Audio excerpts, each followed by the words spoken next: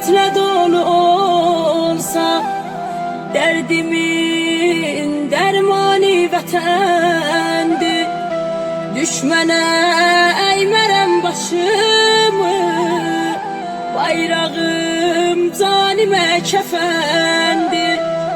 Vətənim, qəlbimin dayağı, vətənim, vətənim, gözümün çırağı, vətənim, vətənim, gözümün çırağı, vətənim, vətən ömrüm, vətən canım, damarımda axan qanım, vətən ömrüm, vətən canım, damarımda axan qanım.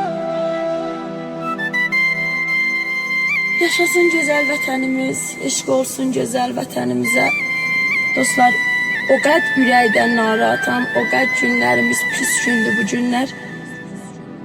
Vaqən bilmirəm nə deyəm. Bu mahnını belə oxudum. Öz ürəyimdə aram oldu.